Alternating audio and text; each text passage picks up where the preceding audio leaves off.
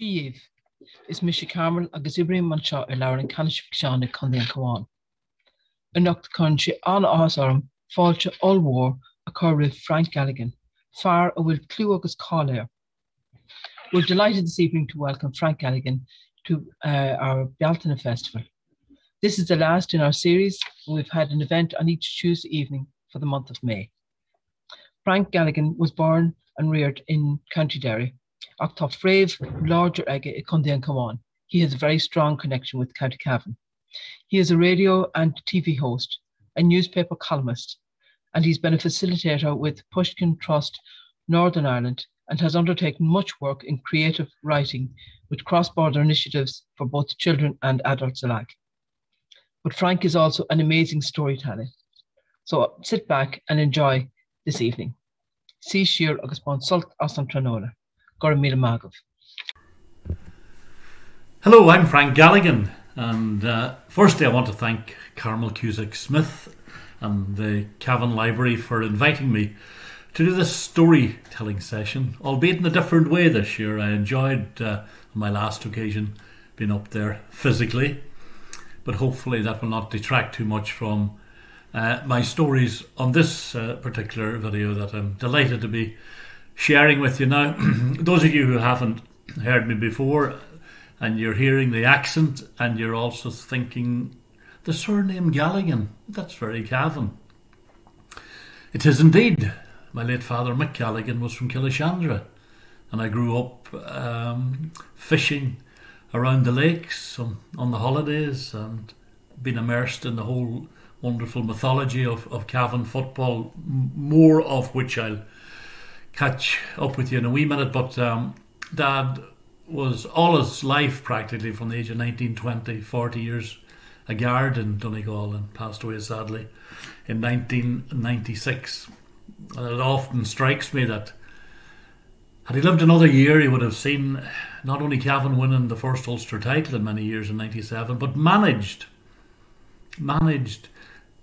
by a legend from my mother's parish of Kilcar, Martin McHugh. So he would have loved the double take of that, because he loved Kilcar and Glencolmkill, where he was stationed latterly, and a few other places that I'll mention during the course of this.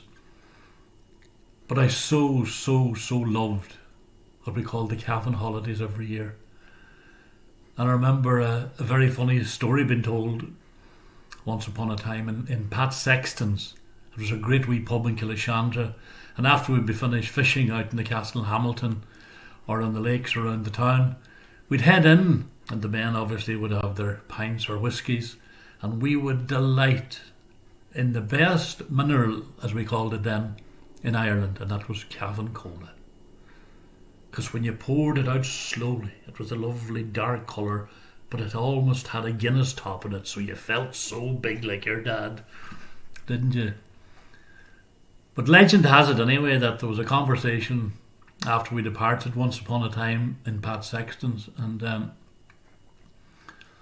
somebody said, "Well, Pat, is there any excitement this summer?" "No, not an awful lot," says Pat. He says, "Bar Mick Galligan was here with the clan, and he was in a few times." "Oh, be God, he's a big clan, he has," he says. And subsequently there was 12 of us, 11 of us still alive, of which I'm the eldest, but in those days we'll say there were 7 or 8 anyway. But Pat's famous riposte was, sure, you know this, when the Galligans get off the bus, sure, there's no one left bar the driver. Oh, it was a great pub, so it was. Here's me talking about pubs during a lockdown. Wishful thinking, says I, but we're doing okay, please God, most of us.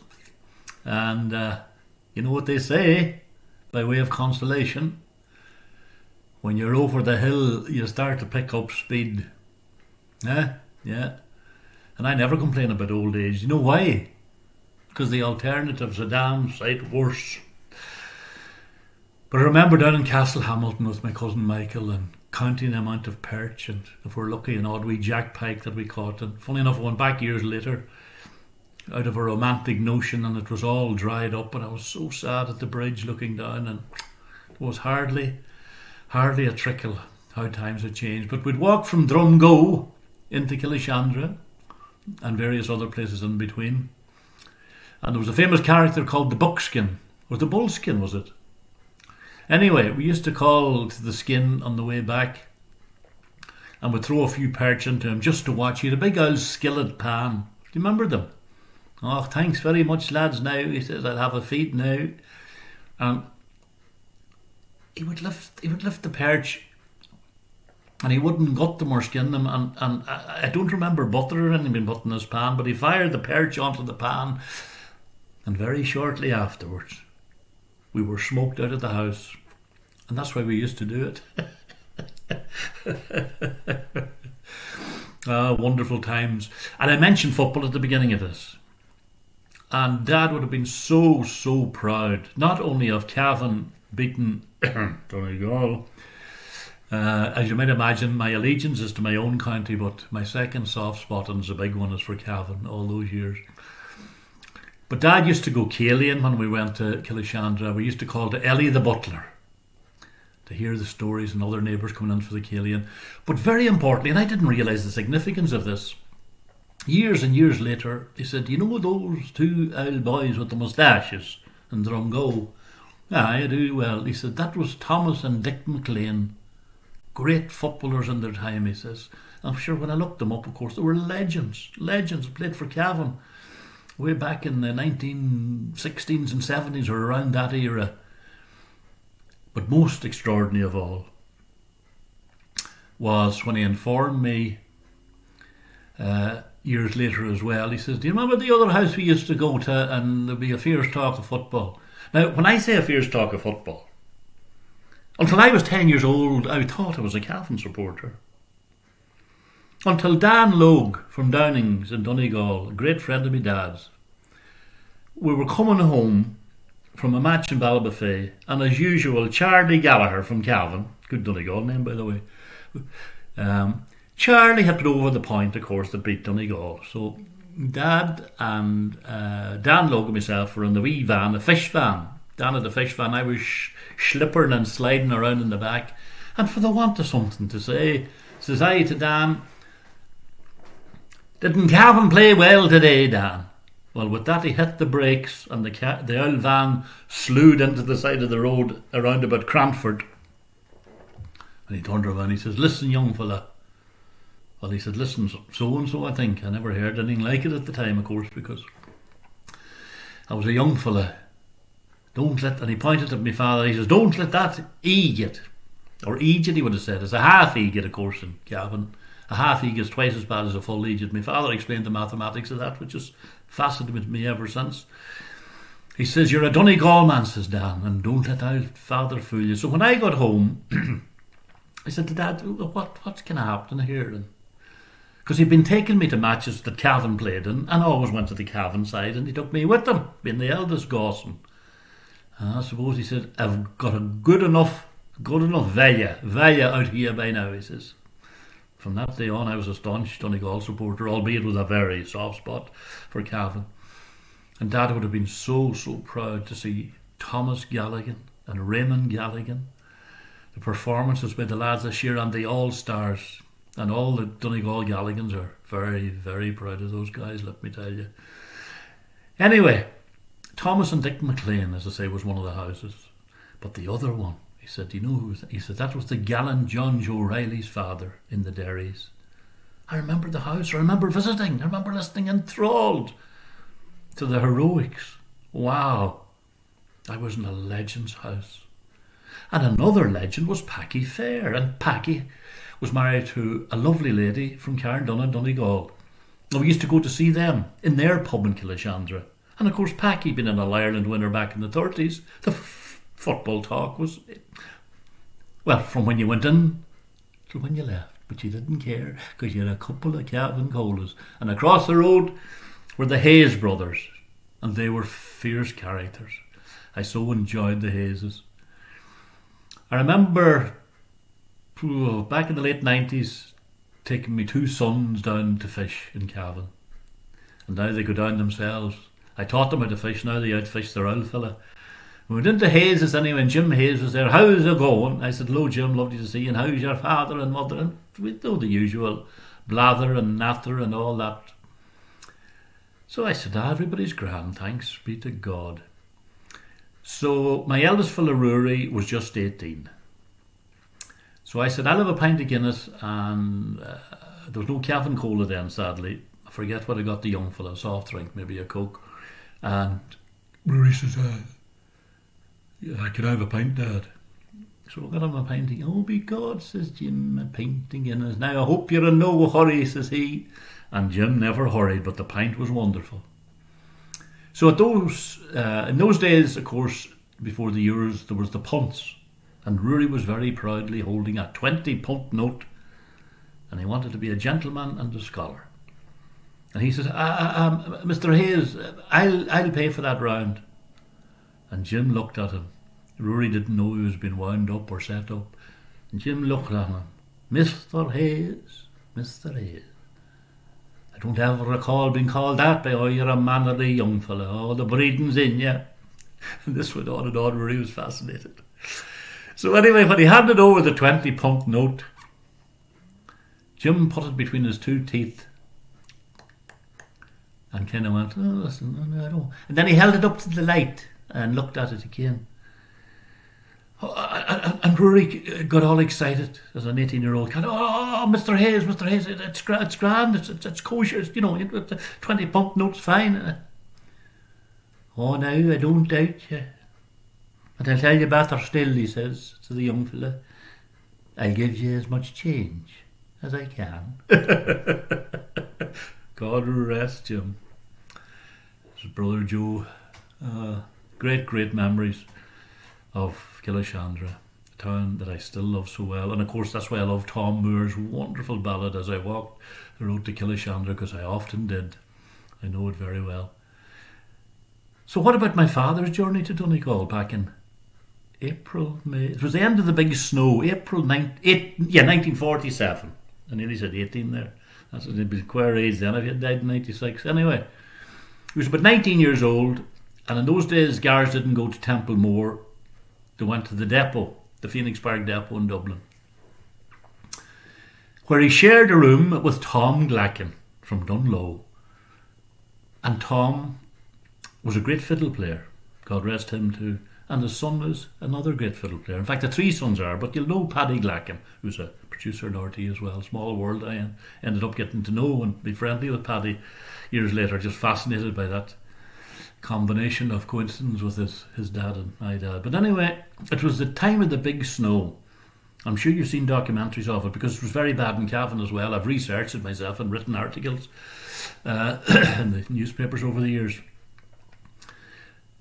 But you had to get on the train, I should say. I'm starting to dote a wee bit, eh? Wife said to my father once, Daddy asked him up in Fannet in Donegal, how are you keeping there, Danny? And Danny says, I'm only learning to dote. I'm heading that way too. Anyway, he got the train in Dublin and I'd have to go to Belfast. Because of the big snow, it stopped on a number of occasions. And then from Belfast right around the coast to Derry, it stopped again. So what should have been about a 6-hour journey in those days, you can add on some hours. So it was some unmerciful hour in the morning. He came into the wee village of Carrigans, 5 miles from Derry on the border in Donegal. Busy place at the time.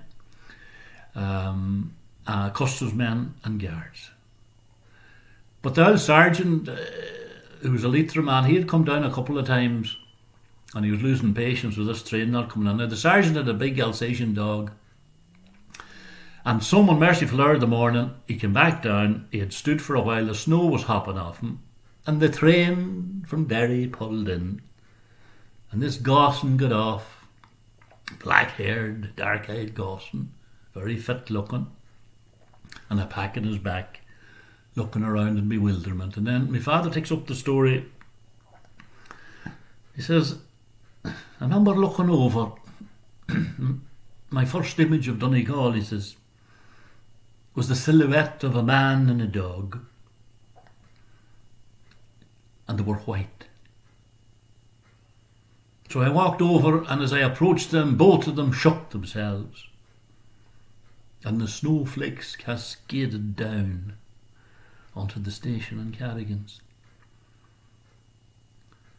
And a very gruff Leitrim voice said, "Galligan, I presume."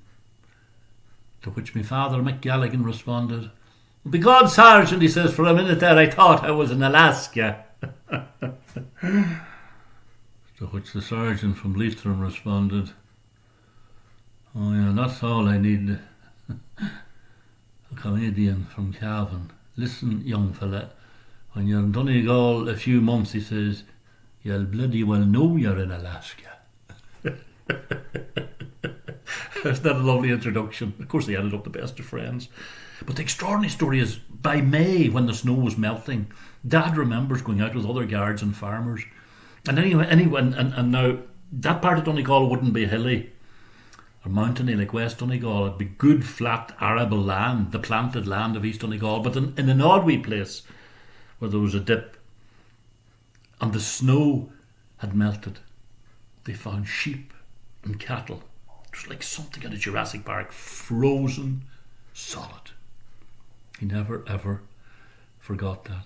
The other thing that intrigued him about Carrigan's was that because it had a huge Scottish DNA, they spoke what nowadays they'd call the Ulster Scots. But then, of course, it's just the way your neighbours spoke. And Dad has some wonderful, wonderful stories. Now, many of them are apocryphal, of course, but for those of you who would know a wee bit about the Scottish language as such, you know, where you might say, "Mammy, can I have more sausages?" They might say, "Give me more sausages." So little things like that. But anyway, they used to tell a great story about the farmer from near Carrigan's, and he sold a lock of sheep at Raffo Mart, you see. So they said again the dairy. That's the way I'm going to do that now as best I can. And the dairy to a posh cafe and have a big feed, celebrate, a few pounds in the pocket. So he went in anyway, and this wee dairy one, a wee waitress came over. She was a bit cheeky now, and she just looked at the Donegal man. She says, "What do you want?" "How long a minute, cutty?" he says, till I figure out. Now, she was not impressed by being called a cutty, even though it's a wonderful compliment that you couldn't use nowadays. He says, "I'll tell you what," he says, "don't never you mind the old menu now, cutty." He says, I'll hae a horse steak, a well done." "I beg your pardon," says she. "You want what?" He says, "You heard me the first time. I want a horse steak and I want it well done." She looked at him with disdain and she said, "And I don't know what kind of restaurants or eateries that you partake in the Free State." That's really dairy one, isn't it? In the Free State. "But in here," she says, "we don't serve horse." So he looked over the table and pointed at it, and she turned around and he says, "I doubt you do," he says, "'cause that boy over there is after asking for mare soup." It's wonderful. It's a wonderful amount of stories from that area, and it's all to do with the extraordinary accent. What is the hair? A friend of mine said one time about a small wee buck. He's that wee. He could cope carrying a bean tin. In other words, he could turn in a bean tin. Anyway, that was Carrigan's. Dad was there from 1947 to 1957. 10 years of quite extraordinary stories, particularly about smuggling. As you might imagine, the smuggling across the foil. Daddy used to tell about the boy, and they knew rightly. The guards didn't care as much as the customs men. A lot of them were very strict. And sure, my own mammy and a couple of aunties weren't averse getting the bus into Derry and coming back. And see, that's where I met Mum in Carrigan's. Even though she was from Kilcar originally, she got up to work in Donaghy's shop. And of course, the secret wasn't Derry. You wore an old coat you're about to throw out, and you went into Derry and you threw it away to hell, and then you bought one, put it on you. And the customs man, well, they'd be very reluctant to search a woman personally, as I say. And anyway, you wouldn't mess with a guard's wife, not Mick Galligan anyway. But there was the best smuggler was known as the Red Cow. I said, when he was telling me that, I said, what do you mean the Red Cow, Dad? Oh God, he says, a no just smuggler. He says, the boy owned it. He says, he used to hire it out in Galligans. You see, cattle, says he, were very, very reluctant to cross water unless they followed a leader. And the Red Cow was a pilot. A what? A pilot, says he. You put the Red Cow in the water on the Donegal side, and then you'd get a dozen or more cattle would follow across in the shallows to the Derry side or the Tyrone side, depending, because the border's very close there between those counties. And then he says the pilot would come back in his own. Smuggling done. Yeah. The Red Cow and the pilot, and so many other wonderful stories. And it's funny things you remember, 10 years later, 1957, at that stage I was 3.5. I know what you're saying. God, you wouldn't think it. Well, what did I say? When you're over the hill, you start to speed up. Anyway, I remember, do you know that lovely image, that biblical Christmas image about being wrapped in swaddling clothes? I was wrapped in swaddling clothes. I can remember my mother wrapping me up and putting me out on the bus beside Kate, Kathleen, and the baby who was Tom Galligan. We had Toms in our family, lots of them. My uncle Tommy too. Tom sadly passed away when he was only 10 years old. That's another story.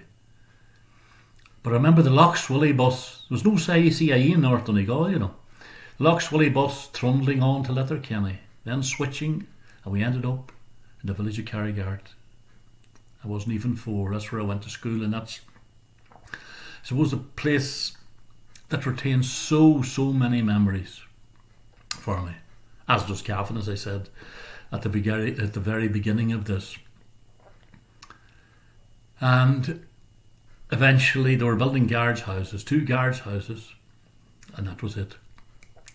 And I started school in Gort the Brad School when I was only 4 years old. And eventually, later on, went to boarding school in Letterkenny. In the meantime, Dad was transferred to Glencolumkill, and Mum went back to her own place as well, and all the kids, and we transferred. And it was very strange. I remember going into college, leaving one town, and all my friends. And when I left the college, leaving, at the end of the year, I had to go to another town. Such is the life, I suppose, of many sons of uniform wearers, and they've been moved around. But Downings, next to Carrigart, was a wonderful place. That's where my father played his football, and a good full back he was, while still supporting Cavan, of course. But there were some great yarns from around there, and great characters, wonderful characters. Not least some of his colleagues over the years. I remember one of the most beautiful stories. If you ever drive to Carrigart from the Creaslar Dunfanaghy side, a couple of miles before the wee village, as you look out over beautiful Tranarossan or Tramore, and I mean, you're looking at Mulroy Bay, and you're looking at Hornhead and Sheephaven Bay, deep Sheephaven Bay. It's such a stunning view. I can see it when I close my eyes still. But there was a bad corner called the Arrow. Now, sometime way back could have been back in the 40s or 50s, somebody had built a wall on the bad corner and painted a black arrow on it, and painted the wall around it yellow. That's what it is, black and yellow. Particularly, I suppose, for night time, where the cars might reflect off it and whatever. But it's a bit like, if you put a sign in your garden or in your field, no dumping here, what happens? Yeah, all the half-e's start dumping, don't they? Well, this became a bit of a magnet, particularly during the summer, for boys whacking into it with drink taking and stuff. That wouldn't be tolerated at all nowadays. Not that it was tolerated then, but it was just a wee bit of different thinking. Anyway, the guards used to be very happy. Well, they weren't happy if somebody smashed into the wall, but they're very happy if they happened to have a Northern Ireland license or address or whatever, Derry or Tyrone or whatever, Belfast, because then they say, way home and sort it out, unless there was somebody else involved, a third party. Mercifully, there weren't too many of those. But my dad was away one day anyway, and the sergeant got a phone call. Hello, Harry Yard 4. And oh, Sergeant, somebody's crashed into the Arrow. He wasn't too happy, because he was a big man, a fine big man. I loved him dearly. But he was about 6'5" and 18 stone. And when he got on the bike, I'll tell you, the bottom layer of it went into the Tara McAdam very quickly, and his knees hopped off the handlebars.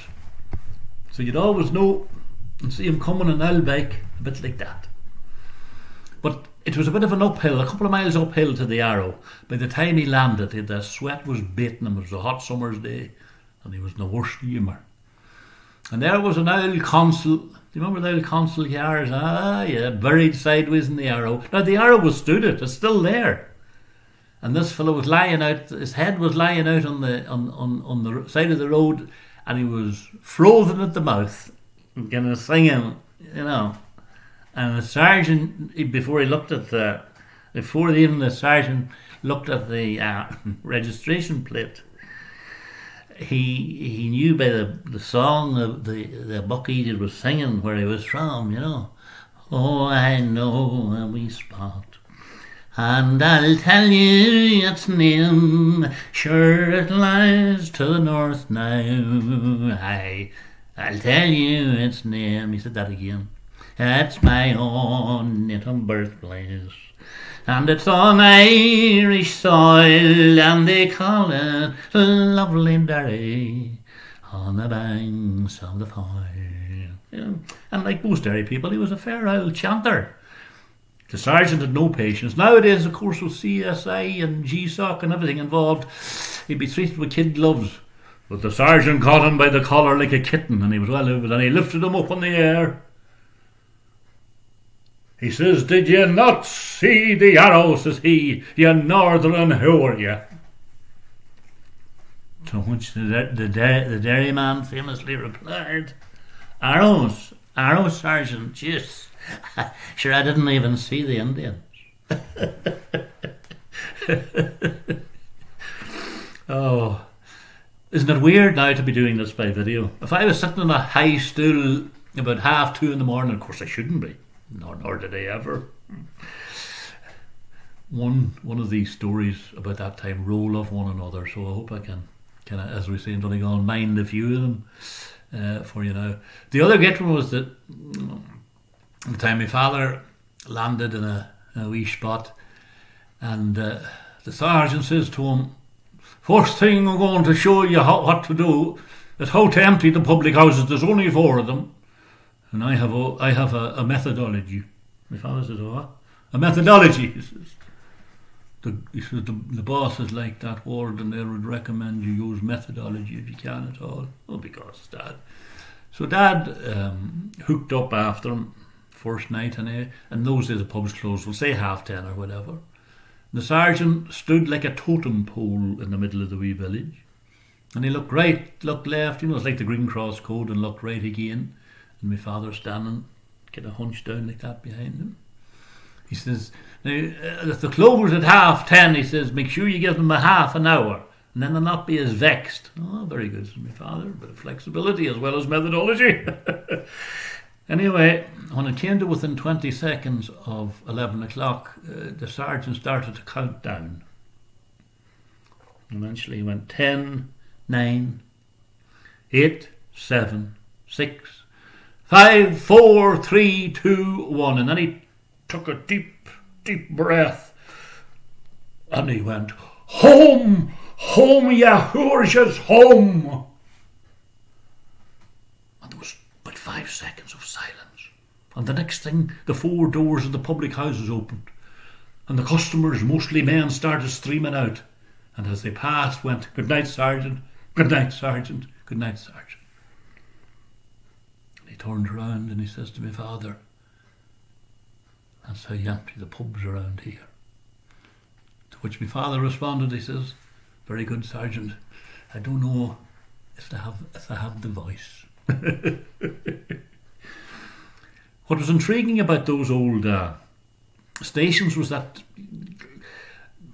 in an earlier one, my dad was he was Cavan, another man was Mullingar, another man was Mayo. So you get that lovely mix all the time of different counties and their cultures, and all enclosed in this place. And then, of course, outside there was the county you were in, and the way they shared all of that, which was really incredible.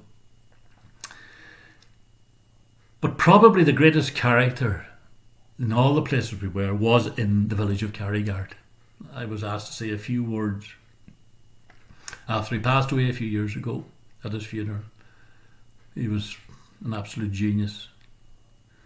Singer, raconteur, balladeer, etc., etc. And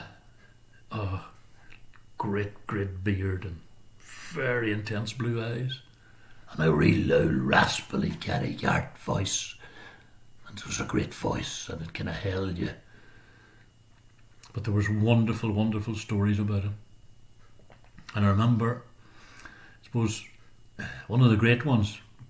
I'll get this one out of the way first because it involved the local sergeant too. Not my dad, he was passed away by then, but the sergeant had been trying to nail this fella for a while, but never could. And maybe there was no reason to, in fairness. And he drove a grey Massey Ferguson with a link box in which lay the sheepdog. So he was coming into town early one morning anyway, singing, as was his wont, driving the tractor, and on the link box, smiling out, was the collie dog. So the next thing, the sergeant stood out from behind the North Star Hotel and says, "Stop. Licence, etc." My God, your man had everything in order. Everything was in order. He couldn't nail him for anything. So out of deep frustration, he looked into the link box and saw the collie dog. And he says to our friend, we'll call him Paddy, he says, "Paddy, have you a licence for that dog?" To which Paddy responded, No, I haven't, Sergeant. But sure, I don't let it drive too often."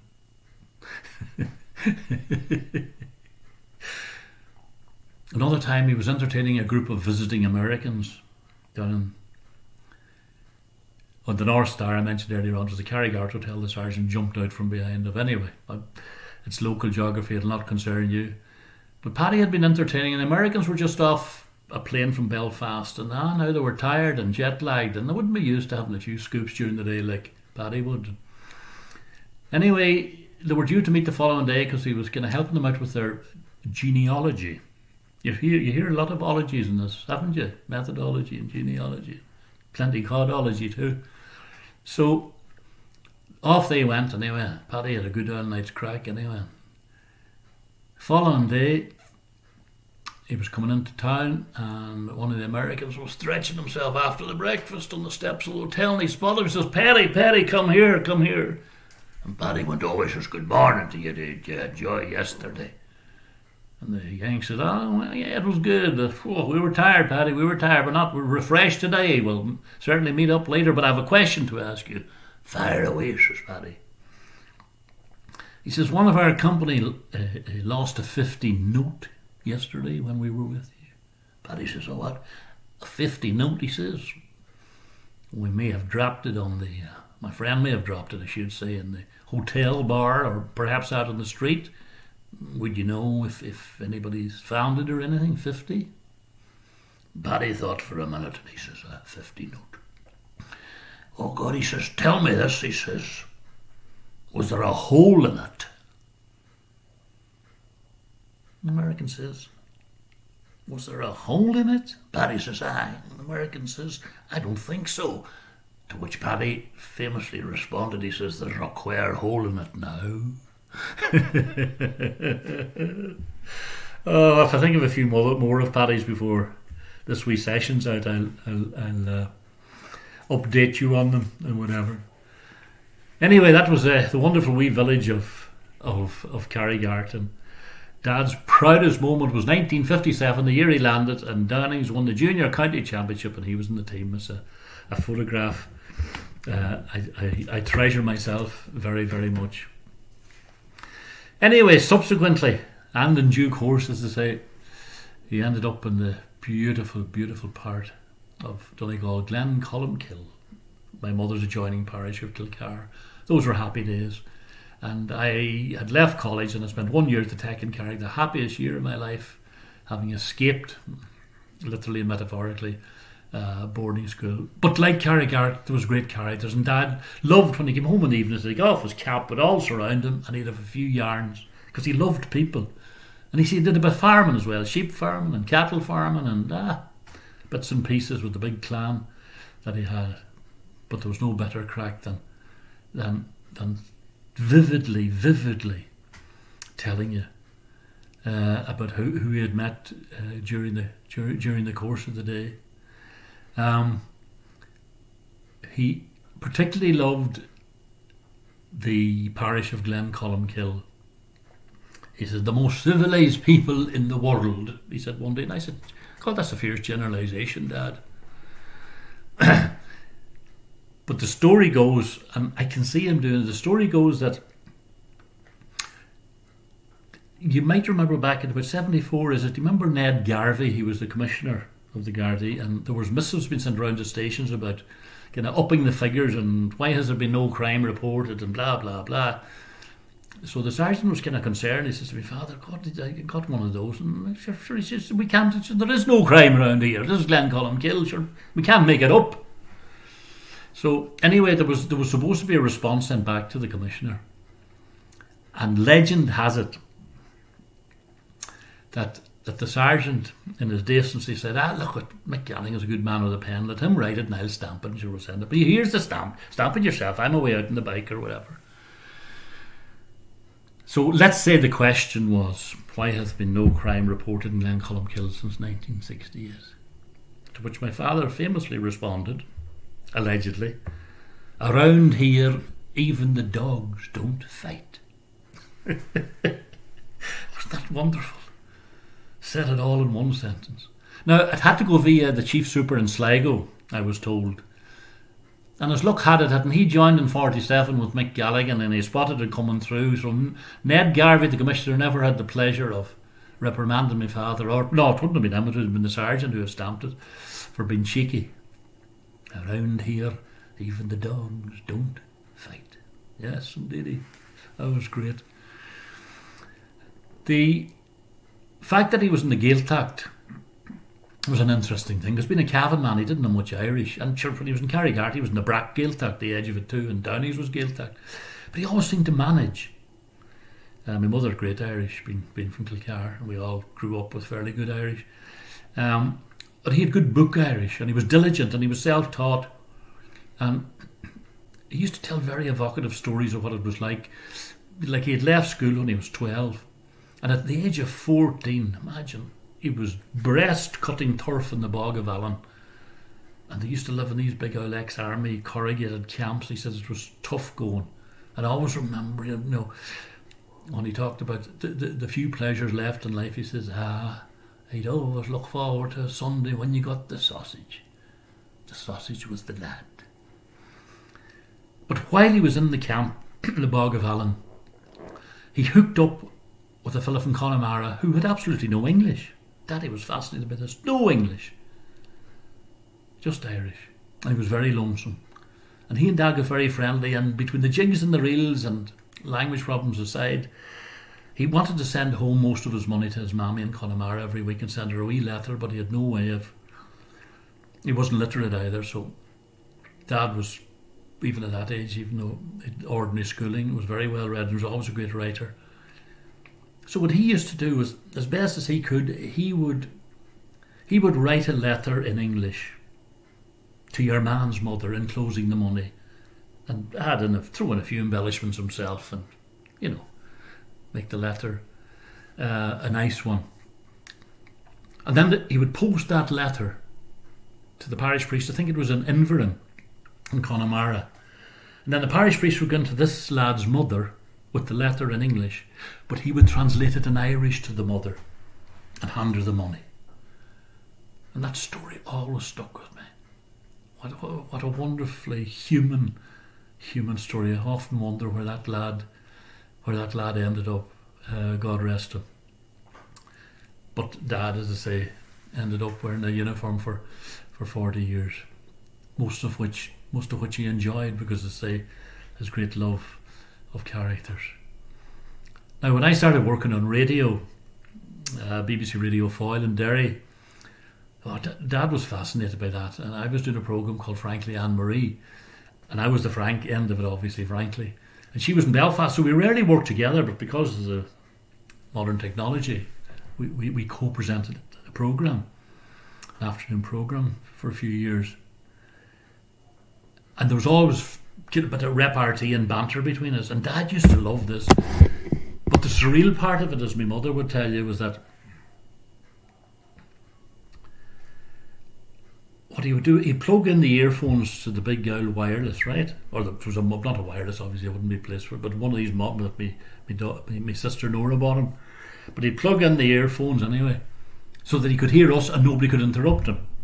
So as you were passing him, as my mother would say, Anne-Marie would have said something smart to me and I'd be responding, and he would either agree with me or think I should up the ante. So if you came into the house, you would say, what kind of a madman there with the earplugs in, because he'd be going like, oh, good man yourself, don't let her away with that one. Oh, that's a good one. And even though he'd never say a thing to you, deep down he was very, very proud, as he was of all his 8 daughters and sons. On the subject of radio, I've had a lot of fun over the years in it too, and sometimes it's the stuff that you can't tell that was the funniest. But there are many wonderfully apocryphal stories in radio as well, particularly up in the northwest. One of my favourites is of the guy that was doing the hospital's request, and he was an excitable kind of a character, and he insisted the girls kept passing him over slips of paper. In those days there was no text, with requests, and he'd be getting kind of excited and whatever, and great stuff. Oh, Mary Doherty's down in Ward 9. Ward 9. Good. Mary, she's getting better. She had the big operation yesterday. Please God, now she'll be home in a few days. Good on you. Happy birthday. I get better, whatever. And then you do a few more, but didn't this particular day anyway. You'll not believe this. This is a cracker here. This is a great one altogether. Oh, Lord, isn't this unbelievable? Nancy boys. Oh, God save us, Nancy boys. Happy birthday, Nancy. She's 111. 111. Then there was a pause because somebody had whispered in his ear. And he went a bit quiet and he said, sorry, she's not 111. She's ill. Oh dear, it's wonderful. All the time another boy, for the want of someone to ask, was interviewing. I don't remember, I didn't watch Neighbours, I didn't watch soaps really. I want to use it, as a boy said, up in the Galligan, he says, for cleaning under my oxters. Which reminds me of the other story of a friend of mine who was a nurse in this home, and they were keeping an eye on this old boy Johnny, and he came out of the bathroom anyway and says, Johnny, what is it, nurse? I hope you washed yourself properly. And I looked at her, he says, well, nurse, he says, I've washed as much as I'm going to use today. What I was saying about the twins and neighbours, anyway, your man kind of ran out of questions, and you can panic on radio. I mean, I can see it, I've never had occasion to ask this, but I had a few ropey ones. Your man looked at the twins and bewilderment and said, right, one more question now, twins. He says, twins. One more question, twins now. He says, are you the one age? I don't know if they ever came back to Ireland again. I don't think they appear in Neighbours anymore. I wonder, was that the catalyst for their early retirement? Well, God only knows. God only knows. Anyway, as I said at the very start, it's wonderful to be chatting to all you people in Cavan, as I say, the place that I have so much genuine affection for, Killashandra, up around Kilnalek. That had been Grandad and his dad's territory, of course. There's a gang of them up there, and as I said, Tom and Raymond Galligan are flying the flag for the Isle surname. God bless them. Now,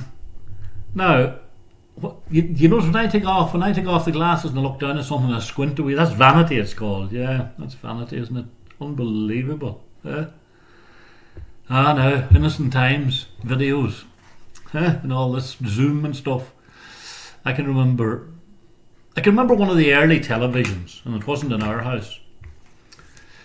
But there was an old colleague of Dad's, and he was fascinated, not only by television, but westerns in particular. And he was a huge fan. I mean, a massive fan of John Wayne. So he came into my father one day, and he says, Michael, he says, were you watching Rio Bravo on the television last night? To which my father responded, I have more to be doing than watching bloody westerns. Why? And then says, a remarkable man, that John Wayne. Absolutely remarkable man. Why? Says my father. I was watching, he says, last night, and I'd safely say he was shot about 47 times. He says, not a hole in the shirt. Not a hole in the shirt. There you go. It's like that woman down near Kilcar one time, famously. She was very fond of boxing. And the early that they got a television in and all the neighbours would pile in. Do you remember the old days where you'd see, well, before he was Muhammad Ali, it was Cassius Clay, Sonny Liston, Floyd Peterson. I remember them all well because my dad was a fierce boxing fan. He was a boxing coach in his time himself. And anyway, they were all in watching Cassius Clay and probably Sonny Liston, one of those fights. And the old woman in the house had an awful habit of going over in front of the television and putting her tongue out towards the audience and tracing the movement of not only the boxers but the referee, the boy with the dicky, around the television. So eventually her husband got, he says, Bridie, he says, will you get your ass out of the road? He says, none of us can see the television. He says, God save us and bless us. And she was an Irish speaker. She turned around and pointing at, and her finger going all over the place, pointing at the referee. She turned around to the husband and she says, you'll mire be in some fashion. In other words, that fellow's bloody useless. She couldn't understand the logic of a third man in the ring who wasn't swinging. But it must have had an incredible effect, right enough, on people those early days of television. And the extraordinary innocence of it. I remember the joy of going up to a neighbour's house. I was very young, and he had the BBC because it'd be near the border, of course. We would have BBC and ITV, I think, long before further down the country. And watching Sooty, when you remember. Sooty and his friends, and being that excited. Innocence indeed, it would take a lot to impress her.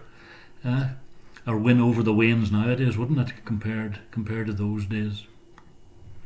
One of my great joys, outside of all the other things that I do, is working in schools all over Ireland, north and south. It's been quite extraordinary.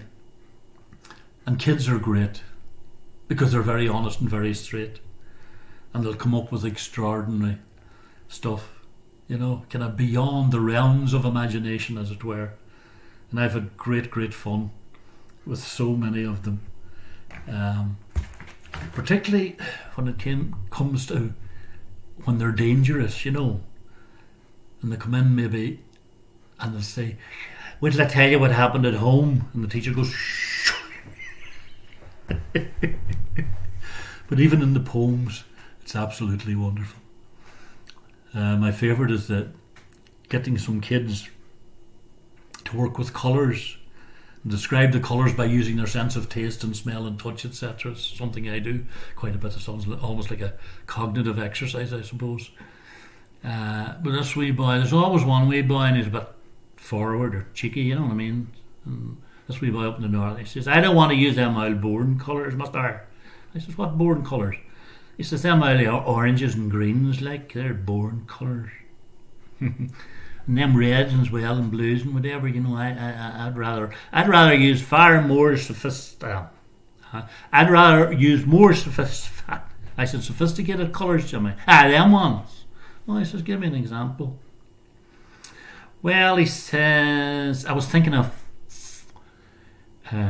indigo. And he shook his head, and everybody went, wow, indigo, that's posh, yeah. And he says, I kind of was heading in the direction of turquoise, indigo and turquoise. Shook his head. He was just proud, the proud wee head of him, way ahead of the rest of them with their ordinary blues and greens. So I waited at the end of the class, and I got the kids to read their wee poems, etc., etc. And I says, right, Jimmy, up to the board here, young fella. I nearly said blackboard there. I keep using that term. The kids look at me as if I have twa heads. Two heads, twa heads, as they say in Carrigans. I used to have a teacher who could fire a piece of chalk from a blackboard and get you right between the two eyes. He should have been in that one of them sniper movies. Shooter or whatever it is with Mark Wahlberg. Anyway, he came up and I guessed it was going to be... I said, did you do any other colours? No, he says, I just did the two. I just did indigo and turquoise. So I said, okay, write them up there. Write the lines up there on the board. So he lifted a piece of chalk famously and he wrote A-N-D-I-G-O. Indigo. Oh. And underneath he wrote O-U-T-D-E-G-O. And then he looked down at everybody and smirked and said, indigo. Out they go. It wasn't quite what I wanted, but it was genius. And then I thought, there's another one to go. This will be good. I says, okay, good try there, Jimmy boy. Now, what about turquoise? And he just straightened himself up. You know the way there's someone with their shoulders, with their shoulders, and you know there's a cracker coming. And he went, every Christmas Day, me mammy gives me a big plate of turquoise and ham for my dinner. Turquoise and ham. And indigo out to go. And he was 10 years old. There's hope for us yet when you have wains like that out there. Oh, it's wonderful. But I do a lot of storytelling, as you might gather, and travel all over, Cavan, Longford, Mullingar, in the north, all over the place, Belfast, Derry, whatever. But a couple of times I've been down in Killucan in Westmeath, and there's a lovely man that greets me when I'm down there, and he's very, very witty. And I love picking one little gem up everywhere. And I was down a few years ago anyway, before the lockdown. And I saw him and he went, we'll call him Johnny. I said, Johnny, how you doing? How's it going there, Frank? No, how you doing there now? I says, God, I'm not so bad. I says, you're looking well. Oh, it's all right for you, Donegal. You don't know how I am. Well, I says, seriously, like I said, since what age are you now? And they used that. I love that in Westmeath. I'm the 73. I used to say. I said, no harm to you. You don't look it. All right for you, he says, Frank. It's all right for you, he says. You're only looking at the varnish. You can't see the bloody woodworm. I've carried that one ever since. It's amazing, you know, but different counties have different senses of humour. I'm not going to tell Cavan stories to a Cavan audience today, much as I'd love to. But I do tell Cavan stories in as many places as I possibly can. Because not only can I do the accent, but I love it. It's very rich. And I have so many great friends who are writers in Cavan and who still inspire me. And it's very much a huge part of my imagination, you know. But between kids and those that are slightly older than children, it's wonderful. We're a great wee island. There's lots of potential, and people have held it together during lockdown. And even though there hasn't been much opportunity for crack, the odd time you get out and you run into somebody, there's always something new happening. The secret is pressing the buttons in people. Now you might be saying to yourself, he's mentioned his dad a lot, but what about his poor mammy who had all them wains, whatever? Oh, my mum is 90 and she's alive and well in Donegal, and I love her dearly. And she's a great woman with a great laugh and a great storyteller as well. One of my favourites of hers is around the time she met my dad way back in the late 40s, early 50s in Carrigans. I mentioned the smuggling. So the bus used to come out from Derry. It went to the dogs in Lifford, the big dog track, and on the way home they'd stop in Donaghy's shop where Mammy was, and they would pile themselves full of stuff. to take back into Derry, because being women, as I said, the customs men would be too mannerly to search them.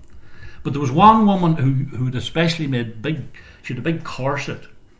She was a fair, as my father said, she was hefty enough herself, but she used to jam a lot of stuff into the corset.